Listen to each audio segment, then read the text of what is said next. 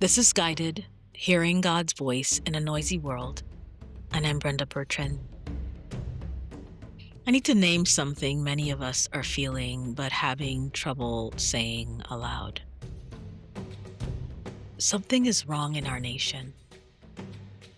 Not just politically, not just socially. Something is wrong at the level of our shared humanity. And we can feel it in our bodies, in our bones, in a way we can't quite catch our breath when we see the news.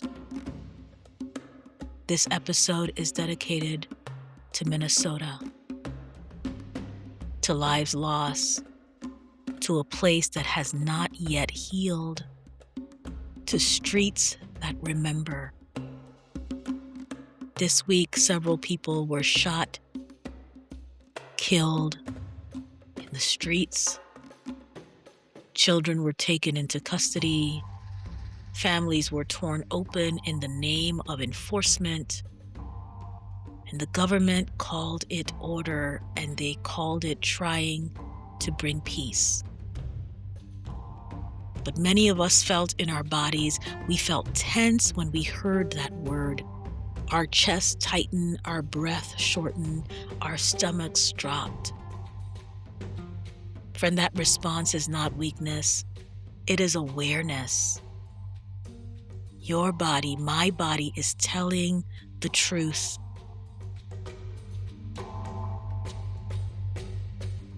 Today I was thinking about George Floyd. Not because his murder is the same as the murders that are happening now, but because the ground, that same ground, remembers. In scripture, after Cain killed Abel, God said, "The blood cries out from the ground." That blood still cries. We can still hear it then and now. This episode is not here to escalate that pain. It is here to help us stay human in the presence of it. So let me be clear about what this is and what this is not. I am not here to analyze policy. I am not here to project polarization. I am not here to tell you what side to take. This is not commentary. This is a shelter. Because when something is wrong at the level of humanity, the work is not argument. It's presence. Many of us are quietly asking the same question. What is mine to do? And that question, that holy, faithful question, can also become a weapon we turn on ourselves. Because underneath what is mine to do is often, am I doing enough? Should I be doing more? Is staying quiet complicity? Is speaking up performative? Am I failing if I'm tired? Am I failing if I can't fix this? Let me tell you something, friend. Before we answer what is mine to do, we may need to slow down long enough to remember who we are to one another. We need to remember we are human, all of us, every single one of us, me too. The people being deported, human. Those people enforcing deportation, my God, human. The people protesting, human. The people staying silent, human. The people afraid, human. The people who are angry, so human. And when we forget that, when we reduce people to sides, to allies, to enemies, we lose the very thing we're trying to protect, our humanity. Here is what chaos does if we live inside it too long. It pulls us into urgency. Everything feels like an emergency. Everything demands a response. Everything requires you to have an opinion, a position, a plan, now, immediately, or you're complicit. It convinces us that reacting is the same as being faithful, that posting on social media is the same as presence, that outrage is the same as love, and it trains us to harden in order to survive, to build walls around our hearts, to stop feeling so we can keep functioning, to categorize people as safe or unsafe, ally or enemy, to perform certainty when we're actually terrified. But here's what I know: hardened people do not heal nations, regulated people do. People who can stay tender without becoming naive. People who can stay grounded without becoming apathetic. People who can hold complexity without collapsing into either or thinking. This is where Jesus matters. Jesus did not confuse peace with order. Let me say that again. Jesus did not confuse peace with order. He disrupted systems that protected power. He overturned tables when religion lost its soul. He healed bodies when the rules said not to. He touched the untouchable. He stood with those cast aside. He called out the religious leaders who performed righteousness while crushing the vulnerable. And for that, he was called dangerous, a disturber of the peace. In fact, they said peace while they were plotting his death. Jesus was not killed for being passive. He was not killed for keeping quiet. He was not killed for maintaining order. He was killed because he insisted that human life mattered more than stability that's built on violence. But notice this: Jesus didn't move from panic. He didn't rush. He did not try to control the outcome. He did not perform for the crowds. He moved from clarity, from prayer, from a deep rootedness in love. He withdrew to pray. He rested. He gathered with his people. He wept. He got angry. He felt it all. Then he moved, not frantically, faithfully. This is the pattern. Throughout history, the people who changed things didn't do everything. They did what was theirs. Martin Luther King Jr. grounded himself in prayer and discipline that led him to nonviolent action, not just activism. It was prayer and community and rest and rhythm and resistance. Howard Thurman protected the inner life as sacred ground. He said, don't ask what the world needs, ask what makes you come alive, because the world needs people who are alive, not depleted.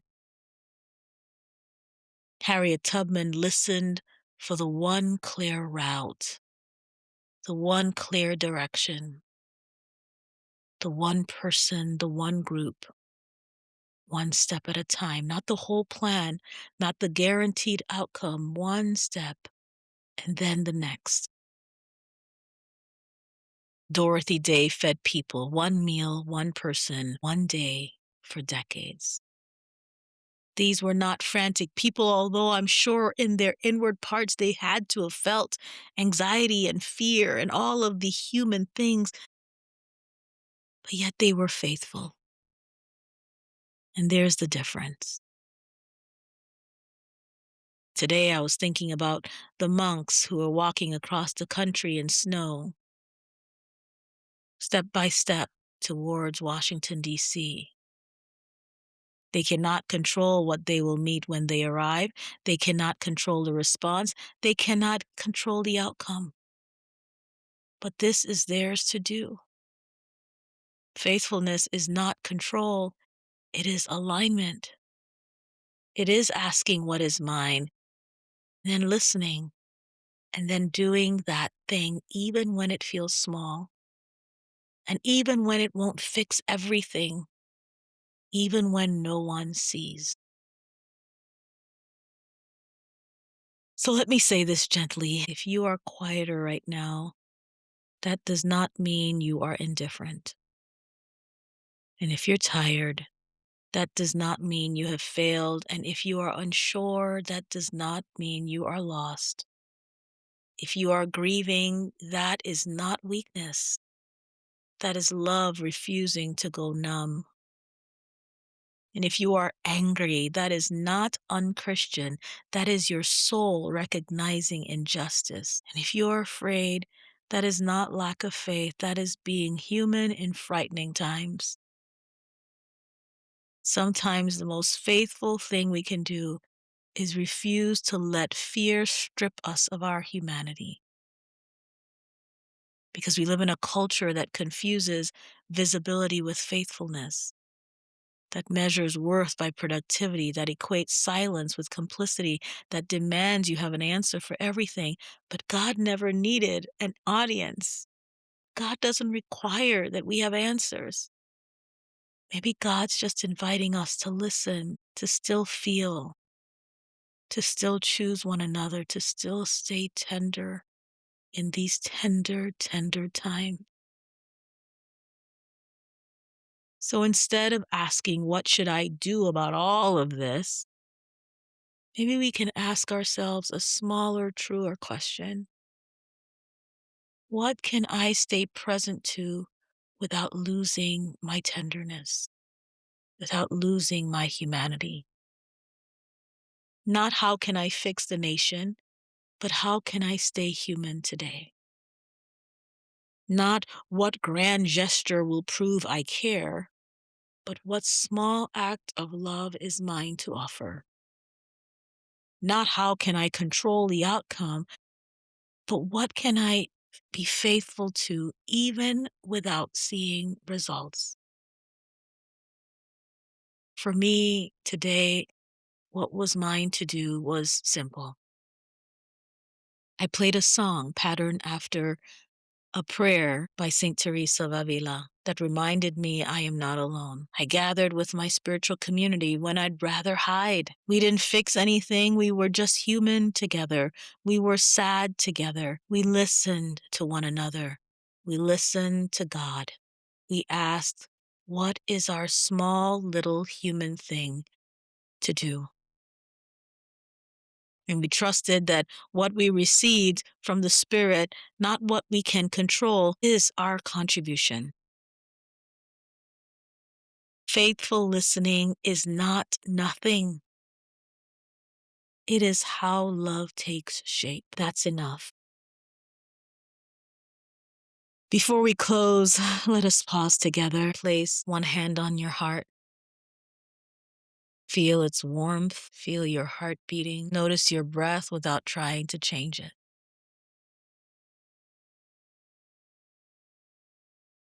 I am with you right here.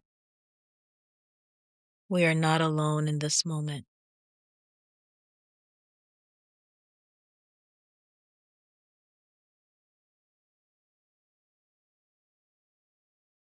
For every immigrant discerning what to do, for every person carrying a passport or a birth certificate because the country they and their ancestors built no longer feels like home. For every child without a mother or father or guardian or grandparent or aunt or uncle, communities living in fear, unsure what tomorrow will demand. For the people doing the enforcing, who are also human, oh my God, who are also caught in systems they may not have chosen. For those of us watching, feeling helpless, trying to figure out what's ours to do, may we take this moment not to fix, not to solve, just to be with each other in our pain, in our shared humanity.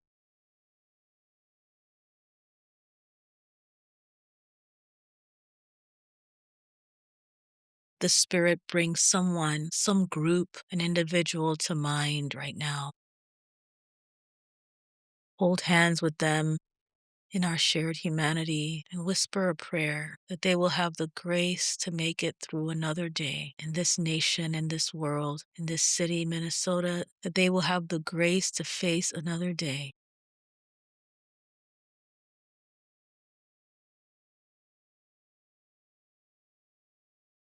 And now receive this blessing for Minnesota, for a nation that is hurting, for every person asking, what is mine to do? May the blood crying from the ground be honored, not ignored. May false peace be exposed for what it is. May our shared humanity be remembered. May love take shape through ordinary human lives. Friend, may you discern what is yours without carrying what is not. May your tenderness be protected even in hard times. May your life become a shelter for others. May you stay human in inhumane times. You are not failing, you are listening, you are guided, you are held, you are not alone. Thanks for listening. Take good care.